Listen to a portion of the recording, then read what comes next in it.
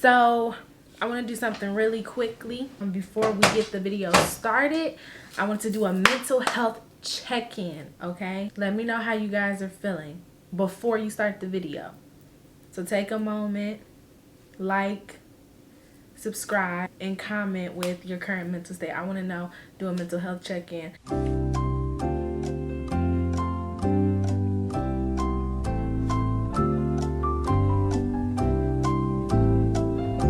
I'll probably come up with specific things like drop this emoji kind of thing. But for right now, give me 3 words to describe your current mental state before we even get into the topic, okay?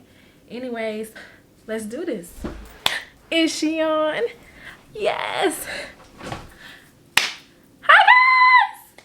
It's your lover, homie, and best friend, Vanity Legale, and welcome back. Hey y'all. Okay. Hey, what I want to talk about today is why I don't drink anymore. I wanted to talk about it because I want to talk about my journey with it and really like because I'm going to do a story time too. I'm going to give some context, but then I'm going to do a story time because I want you to understand that the craziest thing is everything happens in like divine timing because listen.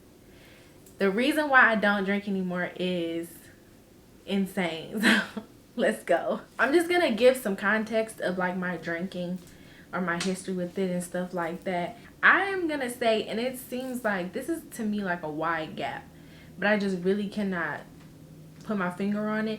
So I would say I started drinking when I was about between 9 and 12.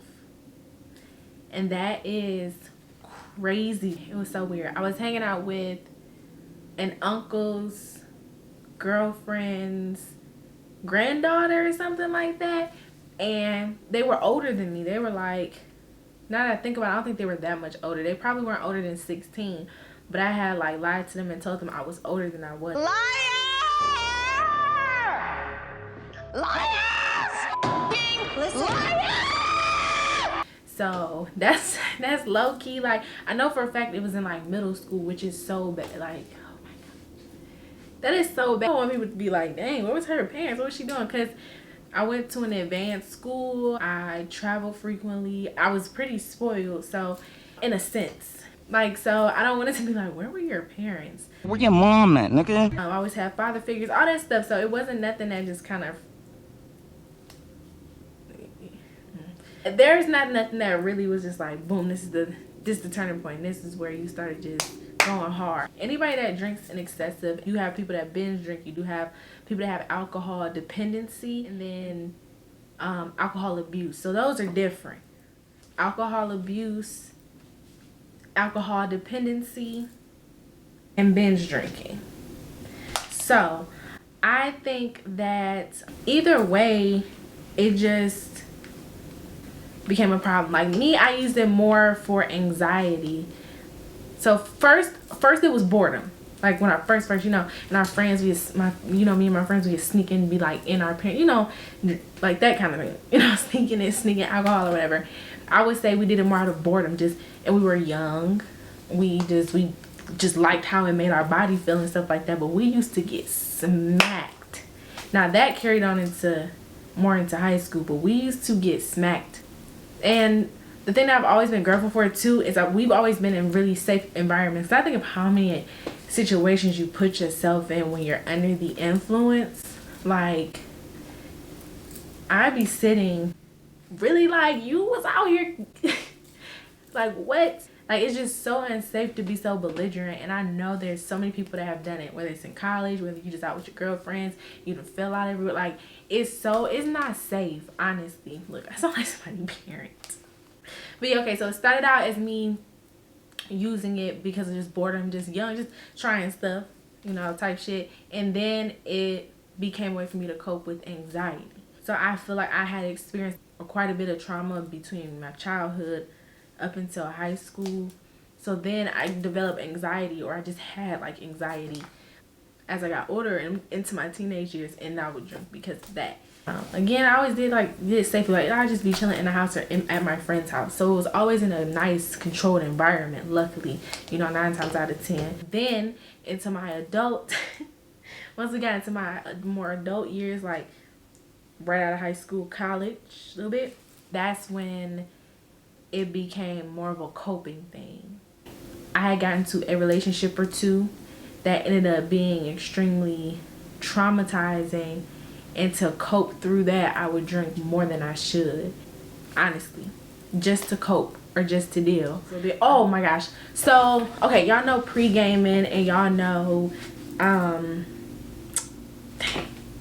and to be social. Pre-gaming and to be social.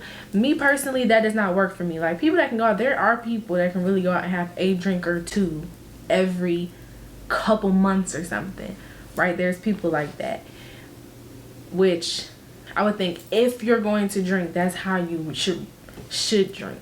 I feel like that's the most, if we being realistic, the healthiest thing to do. Like, every once in a while, like eating meat, if you eat red meat every once in a, you get my drift. So what was I saying?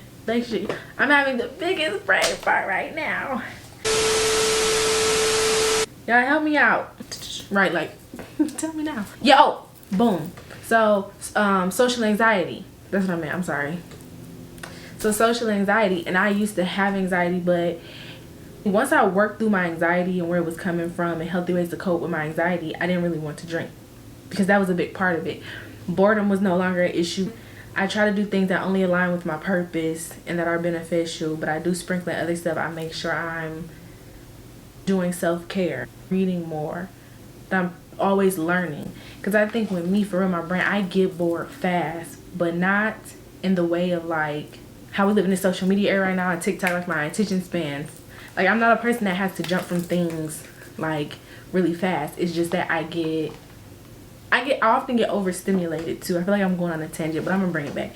I get overstimulated quite easily sometimes. So, like, I just bought a guitar not that long ago, and that is such a peaceful thing for me, because I was like, one day I was just like, I want to learn guitar. Why not? Like, people learn languages. I've tried that, and it's just not fun for me. So that's what the boredom. So not being bored by doing things, trying things. Like, I want to go skydiving, doing things that fulfill your purpose, but also having things outside that too, of course, because you don't want to get so like locked in. It's about a balance, and the more balanced your life is, the better. Like, I was in a relationship when I quit, when I was just like, I'm not doing alcohol no more. But with the coping, when it comes to relationships, it's like, just do the work on yourself and pick better people and have better relationships, and don't get into situations where you feel like you're gonna have to drink to cope with being around a person. It's like, I'm so open and loving and stuff like that, but we have like a social battery, and my social battery drains, I feel like, faster than most people. Or honestly, I'm not like, girl, you are not that special. I am, but it's just my social battery and my emotional battery, like, and then it takes me time to recharge, because I'm always in my head. I talk to myself a lot, which is this. I love this I love so much, because I can get it out, and instead of me just talking it out loud or just thinking it, I can actually do something with it by talking about it. So with the relationships, I just picked better relationships. I started setting boundaries, like, my phone after a certain time, don't call me, don't text me if it's not an emergency. There's been a time where somebody's actually contacted me as if and it ended up not really being an emergency, but they were contacting me like it was. I did not pick up my phone. I was like, if something happened, whatever, and because if it's that urgent, because the person that was calling me, you can pull up to my house. You know what I'm saying? It was certain things where it was like, if it was a real emergency, but I just didn't want to trade off my peace that night. Like, I was tired, I went to sleep, and my boundary was, I will deal with it in the morning. Okay. So anyways, let me get back to where I was at. So I did more, I would say, like, after my relationship where I was drinking a lot of stuff, I would say after that, I would more binge drink, right? I never had a problem just not drinking. Like, that's never been a problem. So I'm not in the alcohol dependence group, because I don't have to drinking from sun up to sundown. I don't have to do that. Or I don't have to fight myself so bad not to drink. Like, oh my gosh, I can't function if I don't drink. I can't get nothing done. So I didn't have a dependency problem. My unhealthy thing was binging more so. So like, think of when y'all was in college or whatever, or the image, if it's kids, the image, which y'all really, I don't know if y'all should, but think of college kids. That's what they do. They'll drink days and days and days, go to class messed up, drink when they get up, do all this stuff. That's binge drinking. Or think about you going on a 7-day vacation and 6 days in a row you drink 24/7. That's binge drinking. So I think sometimes when people hear these terms, they think, oh, you're just an alcoholic, or there's a aesthetic to what you think, and it's really not. That is binge drinking. When you go to a little getaway staycation and y'all drink 3 days straight, that is binge drinking. Adults shouldn't drink more than 4 standard drinks in one session, or 10 per week. And people go over that all the time. So by that standard, we all have done it. But seriously, it really is a thing. Like, using alcohol because you're like, oh, I had a long day, or oh, I needed to be more social, when it really just clouds your judgment. Like, I don't know, I just got to a point where I was like, what is the point? Like, what good has come from this other than, okay, you might be able to numb yourself for that moment, or you can try to use it to, wane away little, you know what I'm saying? Cover up that anxiety or whatever. But then, of course, you're going to continuously do it because it's like you're not getting to the root of the problem. So, one day, I don't know what happened. I think I had a therapy session. I'm not sure. But one day, I was just journaling. I was like, I don't want to drink anymore. It had already been very evident in the past as to why I shouldn't, because it hadn't done nothing good.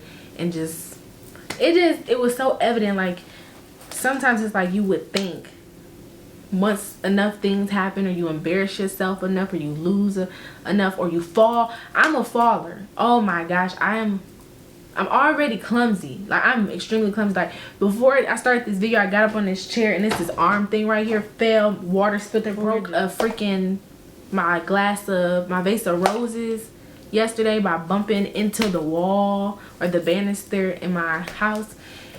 So I'm already clumsy. Like, when I used to overindulge, I will always fall. Always. I've woken up twice with like a black eye from falling. I've fallen twice on my face. Like, what are you doing? I woke up where it's like I bruised my arms. I fell into the wall or something. It was just getting embarrassing just for myself. Like, but it was always certain times before that, And when you're sometimes people be thinking it's funny, like, oh, you got so drunk, oh my gosh. But I just got tired of it. I'm not gonna lie. As I got into my process of healing, it no longer served a purpose. Like, although that shouldn't have been a purpose at all, it just didn't serve a purpose anymore. Like, I would be telling myself, hey, go record, go do this, go do something productive. You got a whole extra room in your home just for that. And I would get drunk, or I would just drink. It wouldn't even be drunk. Like, I could have a glass of wine or two, and I just felt myself just sitting, kind of just. And that's okay. You want to have your alone time and your moments where you just sit and you just vibe out and you're not constantly working. But when I needed to and I sat, it was like I was giving myself a false feeling of success by watching YouTube videos or freaking just doing stuff other than getting to it. Record, girl. Like, do what you're supposed to be doing. Living in your purpose. Do what you're supposed to be doing. Oh my gosh. Then you get older, you got other problems. You get hangovers and you got to take a whole day to regroup. I don't care to do that. I want to do other things, make other life experiences. And I'm telling you, it feels damn good. I've been out to restaurants during sports nights since I decided, like, I'm just not drinking. I've had people come over, bring alcohol. That's on them. I just don't drink it. Like, not a lick of it, nothing. And out on like a little outing. You feel me? Like a little working, a little outing where it was like dinner and games and stuff. The perfect person I was with drank. I had just had noticed that my desire to drink just left. I'm gonna tell y'all why my desire left. Like, because it's not like I'm going day to day where I'm like, damn, and I have to constantly have moments of craving alcohol and then I have to pull myself together. I literally don't have that. I have zero desire. So what I'm gonna do is give you the story time first of how I really was like, go back. That's that clumsy. I'm gonna give you the story time, and then at the end I really do have a really good resource if you don't want to drink, or just telling you kind of what I did. Okay, let me back up. I be going on y'all gotta reel me. I went on a tangent, but the whole point, because I started doing sidebars, I was saying that okay, I had a plan. So one day I was journaling, so this is kind of we're gonna start the story time right here. I'm journaling, and the person that we're gonna be mentioning in the story time, we're gonna call him Dickie. This is somebody I've been talking to for a little bit. We connected so fast. Like we had a very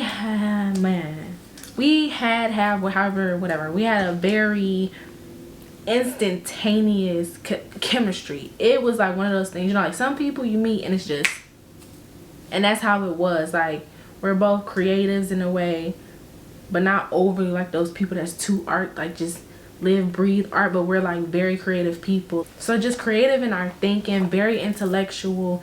He had a really good balance of masculine and feminine energy, aka masculine but able to be soft. So we just clicked very well. We had very good conversations, very good stimulating conversation, as well as some other things. So talking to this person or whatever, we hadn't been on our we've linked up, but we hadn't had like an official date yet. 2 days before this date, I was journaling, and I don't know if it's from a therapy session or what, but I was journaling, and I was like, this is my last day drinking. I'm in the journal. I'm like, boom, boom, boom. Proud of myself. This is my last day drinking. I ain't drinking no more. Cool. Cool, whatever. So I go to the grocery store. First of all, I get on Google. Boom, boom, boom. Google. What is some natural liver flushing things? You know what I'm saying? Like, because you know you got to clear out the toxins. So I was pretty much doing like a liver cleanse. I was only eating foods that was cleaning out the liver. Certain soups, certain vegetables, certain fruits and stuff. So I was doing like a liver cleanse because I had drank the night before that. Oh my gosh. A day before I made that journal. And what happened was, I had woke up and I was throwing up what's called bile. And it's like, if you ever had a stomach virus and when you throw up, it's no food, because you can never keep down food. It's like yellow or green. Like it's like your stomach acid, pretty much. Like you're throwing up nothing, but your body is just, it has to come out. So that's what happened. So then the next day or whatever, that's when I was like journaling, or it might have been at night, journaling, and I was like, I'm done with this shit. I can't be, because my body is literally speaking to me as a warning, and for me to ignore it would just be like, I'm very big on like the universe sending me signs and stuff, because I feel like I'm so protected. I gotta work very hard to be in a line and praying and being in line with the universe and stuff, because it will tell you stuff. So my body was just telling me like, bro, stop. Like, it's been like this for a while. It don't even feel good to drink no more. Like, just stop. And I didn't even overindulge that time. I hadn't overindulged, but it might have been because I was drinking more often, like a week or something like that. And so my body was just doing the bile thing. So that's when I journaled. I'm like, boom, boom, boom. I go to the store, I get all the ingredients, the soup. So I'm not doing nothing else, just liver detoxing for 2 days. I'm feeling better. Or whatever. So me and D go on our first date, and the vibe is nice, you know, chilling. And like I told y'all, one of my triggers with drinking is the whole social thing, the having anxiety, like, okay, if I just have a little bit to drink, I'ma loosen up, you know. And I was telling myself no. So I wasn't really pressed. Now I would say it was a thought, like, okay, but then I wasn't pressed. So Dickie's like, he gets a drink, but then he orders me a drink. And I'm not gonna lie, I didn't hold my boundary. Maybe because it was so new, but I just didn't hold firmly. I did tell them prior to, though, between that time, like I was doing a liver detox, and they had told me they forgot, because once the shot got to the table, I was like, you know, I'm doing a liver detox, right? And he's like, oh, he like why you didn't tell me? Like, no, I forgot, blah blah blah. And I was like, yeah. So I don't know if I wanted to see, I don't know if that was the very moment where I was like, I know these are gonna be my last drinks or what, but I had 2 shots, right? Okay, and that's it. That was it for that moment. I'm not going overboard. The night is cool, but I made sure that I was okay before I took a shot. Like I made sure I worked through my social anxiety and my awkwardness. I take the 2 shots, you know, it's going good. Because again, I've been around this person already, so I'm slightly familiar, you know, slightly familiar with them. So it's not like completely just, you know what I'm saying, like unfamiliar. This is just the actual out here. This is the actual first like date. Let's get dressed up and go kind of thing. We went to like an adult bowling place that also sold like you know, upscale food like lobster bisque and blue crab claws and stuff like that. So it was that kind of vibe, like adult just play vibes. Yeah. First of all, they get up, y'all, and tell me for real, tell me if I'm wrong, like for a comment. They guess they pick up the phone. Now to my knowledge, they didn't say like, excuse me, I'm coming right back, blah blah blah. They just got up and walked off and was on the phone. Got stopped by a girl in the booth behind us, and then was just on the phone and came back and act like nothing happened. Didn't say, oh my bad, I had to take that call, this and that. So I have an attitude.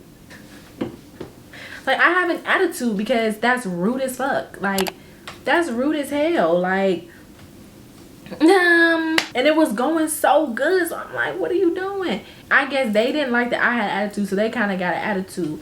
And by that time I had ordered, oh my god, I ordered a rum punch. And I think that was because I was like, so that I don't drink any more than this, let me just get a rum punch because I know it's strong, it tastes good, it take me a minute to drink it. So by that time we in there, y'all, I kid you not, y'all, we started arguing in this fucking place. We start arguing in this fucking place. Like I'm like, that's rude. And I think it's because I was saying like it's nothing. I was like, okay, whatever. He was like, what's wrong with this now? I'm like, no, nothing. But then I think he can see that I had an attitude, so he started putting like his shoes on there. I'm like, we still got more time. And so now we both just got an attitude because he was like, babe, you know, like all you had to do was tell me from the jump when I asked you what was wrong, and I could have addressed it from there. And me, I'm just thinking, okay, I feel like that's common sense. You don't get up in the middle of a date and answer your phone and don't say, hey, excuse me, you know, tap me. So just say something like, I'll be right back. And even if that wasn't the case, as soon as you get back, you be like, hey, my bad. Trust me, it gets crazy. It gets crazy. Remember, this is the story that really made me say, whoa, never drinking again. Okay, so that happened. So he like, all you had to do was like just say something. So I'm like, okay, well, you know, I'm thinking this is common sense. I don't know why I would have to do that. So he ready to go. I started putting my shoes on after he started putting his shoes on. So he had an attitude because I'm like, well, fuck it. Like, you put your shoes on, whatever. This can be what it is. I don't care. Like, I'm not in the wrong here. He was really, really adamant. Like, you don't have to ever get an attitude with me. Just tell me. And I found out it's very sensitive. He wanted to take me home. Like, bro, I don't even want to be around you no more. Because they started being irrational. And that's how I knew he was turned. I could see him being irrational. Like, just me explaining it after I took it back, and I was like, you know what, you right. You asked me, I could have just told you, boom, boom, boom. So I actually dropped the attitude. But then he was being so illogical, not understanding, and he was like, you know, I didn't mean to this and that, you know, just, and being very drunk. So I'm like, okay, cool, whatever. And he was just still like going. No, I'm trying to rationalize with him. He's not listening. This man climbed on me. He sat on my lap trying to make up after, I don't know. It was so weird, okay? And I'm just like, no. Oh, that's what I said. I was like, I will Uber home. Because, you know, he took me. And I was like, I'm Uber. He was like, no. I'm like, you don't need to worry about it. Like, I will Uber home. I don't need to talk to you no more. I don't need to do none of that.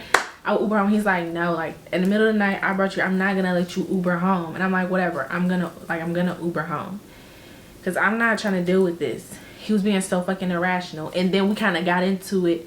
Then we were like right here, and it's another couple on the other side, so we're like getting into it. I'm like, that shit was rude, this and that, boom boom. So we like, y'all, why this is embarrassing. Why did I start crying?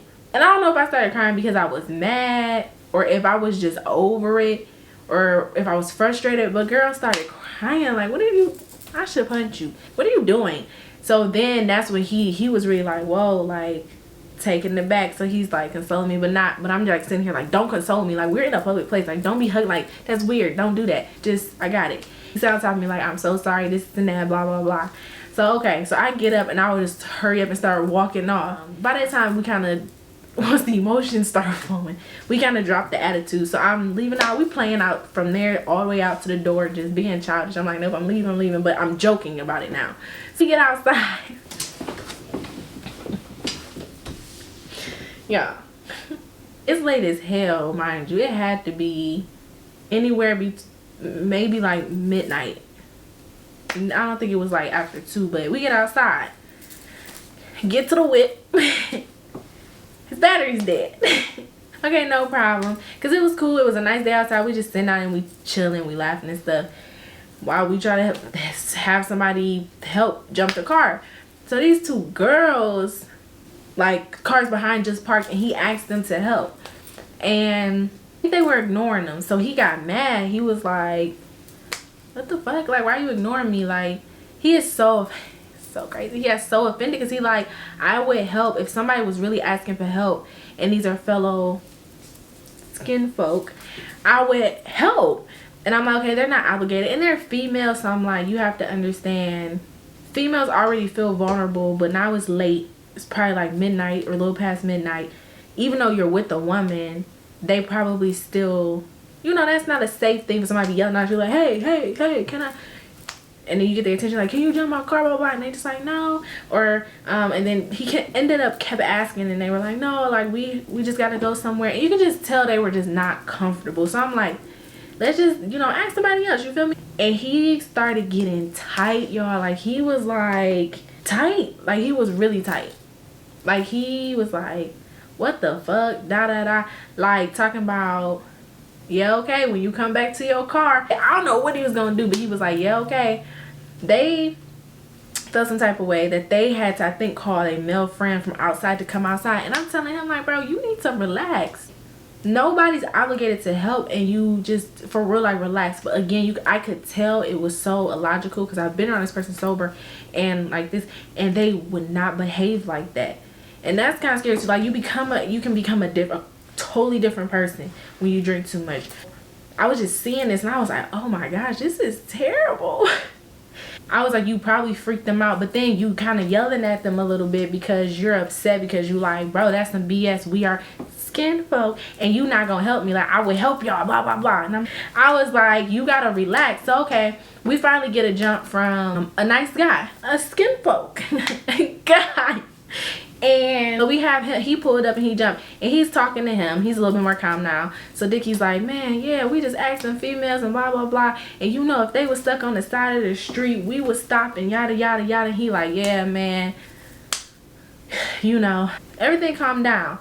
Now we get in the car and I'm just telling him, like, just relax. Like, now don't even worry about it because you got the jump. Like, because he started to get a little irritated and I'm like, no, like, let's just calm down because it's over. And then I'm like, but we do need to kind of have a conversation. I just want to put something in perspective for you, how women feel when they are out, especially at night, or just, you have to imagine how a female would feel being in that predicament and they don't know you, it's late, and he's thinking, or he's telling me like, well, I'm with you though, like, I'm with a woman. And I'm like, yeah, that doesn't matter, especially we live in a state where sex trafficking is very high, and that is how they trap women sometimes, with other women. So I'm like, you gotta just try to understand. Like, I understand you thinking in this perfect world, or hey, we skin folk, we help each other and that's the problem. So he started going into this tangent about that's the problem and that's why this and that, and then he started saying black bees, I bet you I never help another black bee, this and that. And he said something crazy like, but if I saw a Hispanic girl, I would. So again, I'm just taking this in. I'm so happy I wasn't drunk. Like, I had those few drinks where I was like, what? So I look and I'm looking at him like, do you understand I am, do you, black what? Black, just, he's going, I'm like, oh yeah. I'm like, we're done. Get me home. This is dead. You're out of pocket. You're out of pocket. Like, you're sitting in the car with a black woman. I was really like, wow, you really just said that. And he was really upset. I had a conversation with him because he's a person that does not like when people feel entitled to his time or his space or his energy. I'm like, you're not practicing what you preach. Like, they were not obligated to stop and help you. And it's very, for you to be such an open person, you're not understanding what women deal with on a daily basis. And it's crazy because we end up having a conversation about how women feel, and he'll be like, dang, women seem like they got it bad. So it's like, I'm telling you, when he's intoxicated, and I mean further than intoxicated, because you know people get irritated when they, so that kind of happens. But when he's like drunk, I don't like it. Was just, oh, it was like, for somebody that I really enjoy and I've had really good experiences with, to see you like this because you've been drinking or you're intoxicated is so just bleh. It's like, ugh. But instead of judging, it just really made me put my stuff into perspective. Like, is this what I look like when I talk to people? Or if I do go on a tangent and say something crazy to somebody, or if I, you know what I'm saying? Like, is this how I look? Because you look stupid. This some lame ass shit. Like, you're being lame as hell right now. That happened. So I'm like, get me home. Boom, boom, boom. The whole time, then we end up getting into it a little bit. Y'all, I don't know. What we got to about on the way home, I really don't know. I can't even remember, but it was time. I was being childish. Like, just let me out right here. Like, seriously, pull off the exit, let me out. I would get an Uber. Like, I was just getting so irritated because it was just the constant complaining, that whole shebang with the girls. I would do it for them. Okay, motherfucker, well, that is not how life works. Like, just because you do something for somebody doesn't mean they're going to do it back or in the same way that you would. Or you have to use context. You have to use context. So I was just so turned off. Again, it was not really in a judgment way. It was so profound and so insightful for myself, because I'm like, I know for a fact I've made myself maybe not have said things the way they did, but I know for a fact I made myself look like a motherfucking ass. I promise you, I know. Because I always kind of knew, but I think not only as an excuse like, well, I was drunk, it don't even be that. It just be, I know who I am as a person, and the people that have been around where I've showed my ass or something when I was drunk are also the people who have seen me operate at my highest level. So I think I just started holding myself accountable at that time. After that experience, and I got home and we were getting into it, was just, and then I tried to reason with them again once we had reached back to my crib, like, just relax, this and that. But they were taking little things. They were taking things where I wasn't even mad. And you know, sometimes when you drunk, people think you're mad when you're not mad. They think you're yelling, you're not even yelling at them. It's just really the most illogical shit. Like, I honestly stopped at that moment. It was one moment when I stopped, and I remember he was sitting like on my stairs, inside the house, like my staircase, just sitting there, like really, like, I don't know if we started crying, I can't remember, but we were having a conversation, and I'm really trying to break this down. Like, this is what happened at the bullying, blah blah blah, this was miscommunication, this and that, please just do this and that, you know, being logical. And I was just really realizing there was no way at that time, while they were inebriated, that I could be logical. The only thing I could do at that point was stop talking. Let's wrap this up. Let's stop talking. You go home or sleep it off. Here, you know, don't be there. You feel me? Like, at that point, just sleep it off. Will, whatever. But that was the moment. Like, that, just seeing somebody that I thought or think is just so freaking dope, and that I enjoy experiencing them as a person, just seeing that side to them, I just don't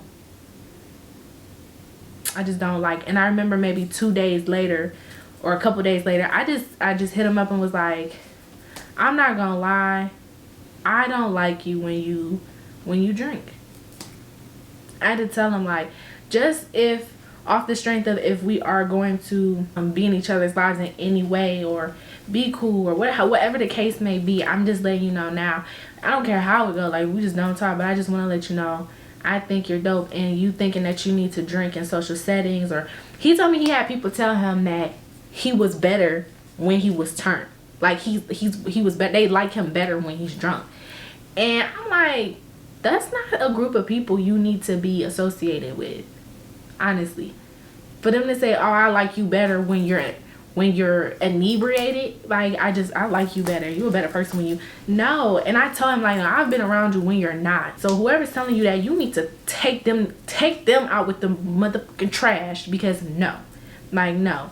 And I think that's a misconception. Like, we drink and it's like, oh, okay, we become the life of the party, this and that. I be turned up here because I really enjoy my life now.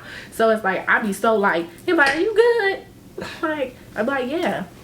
don't be drunk or nothing, or drunk just being goofy. Like, I'll be being super goofy. So I'm like, you been drinking? No, I'm just happy. We gotta get those things out of our mind where it's like, oh yeah, college is so much better when you're drunk. Yeah, I had a stressful day, let me have a drink or 2 or 5.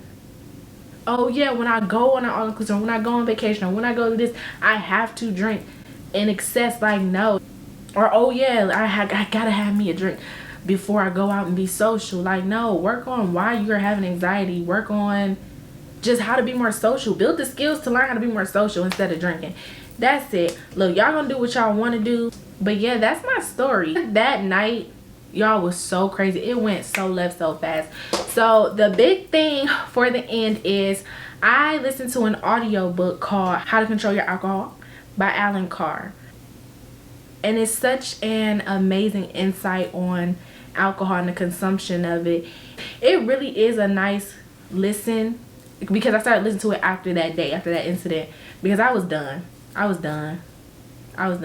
And now people can come around with alcohol without, we can go out. I don't have any desire. I don't need to drink. I'm not saying never will I ever in my life again, but I'm like 90 to 98% sure I'm not interested in drinking, because I would need a reason to. Like, what would be my reason? It's not to have more fun, because I'd be ready. I'm energetic. I'd be ready to just be goofy and have fun and stuff. So I don't need it for that. I don't need to socialize. I'm good with people. Once I realized that kind of stuff, like, I'm actually good with people. It's certain settings that's not for me. Like, I don't want to go to clubs. I'm just not comfortable like that. But I can go out. We can go to an art show. We can go to a gather. Like, we can do stuff. Shit, we can have dinner parties. Like, I can go to things. It's just certain things I'm just not interested in. And I'm really good with people. And once I realized that and I started working on myself and working on my skills, figuring out what was going on with my anxiety, figure out other tools to utilize, putting my energy into my purpose and my passions, I have no reason to drink. So yeah, How to Control Your Alcohol by Alan Carr. I would suggest listening. I like listening to it. I feel like that kind of thing was really dope to listen to, because one, you like to marinate on the parts of that kind of book, and it's cool because you can listen to it. Like, I was listening to it while I was in the gym, cooking, driving, whatever. And again, that book is really, it's not like, oh, you're an alcoholic, oh, you're just that. It's literally just for people who maybe want to control even just control their alcohol or just want to stop, because it's like, whatever. Because sometimes people can have a problem and it's not a problem. It could be a problem but not a big problem. Like, binge drinking for 3 days every month. Just figuring out what that's about, because it's not good for your body. It's so evidently, obviously, in your face, bad for your body. So it just shouldn't be done ever. Like, we don't be like, oh yeah, okay, let me go on a crack bender real quick. We're going on a meth bender for 3 days real quick and then get back to regular life. And I do that every month. No, that's a problem. That's a problem. And we can sit here and act like alcohol is not detrimental to your body, but it is. It is. It's detrimental when it comes to, well, especially when me was starting so young, and I realized a lot of my peers also started very, very young, that it could be a slight problem. It could be a huge problem. But yeah, we gotta stop pretending like alcohol is not detrimental to your body. Like, I guess what they say, red wine good for your heart. And I tried that too, where I was like, okay, and for a long time I didn't drink like hard liquor. I drank just red wine, because I'm like, oh, it's technically good for your heart, but yeah, not if you drink it in excess. So I don't know, man. Check out that book though. If I would just say, as somebody that just drinks in general, even if you're not like, oh, I got a problem, I need to stop drinking, I encourage y'all, give it a shot. Like, listen to the first few chapters. The insight on it is just so amazing to me, because there's science behind it. They talk about the marketing of alcohol, the stuff we tell ourselves that's just not true. It's a dope little book. So I would just suggest you try it out, especially for people that actually may have a problem, y'all, and y'all feel kind of weird or ashamed or something, if, about going into like a AA kind of group. Read that book or listen to it. If you're a reader, read it, you feel me? But I would say combine them both. Just, it's something about listening to it that's really helpful and really dope. So that wraps it up for me, guys. Remember, you guys create your own narrative. It was a lot of talking points in here. I want to know how your mental health was before the video. Let me know if you read the book. or heard about the book or listened to the book or anything like that that I mentioned, just let me know how you guys feel about this as far as the alcohol thing. Just because I feel like with the pandemic too, yeah. Spam up them comments, like, comment, subscribe, turn on the notification bell. I see y'all later. Bye.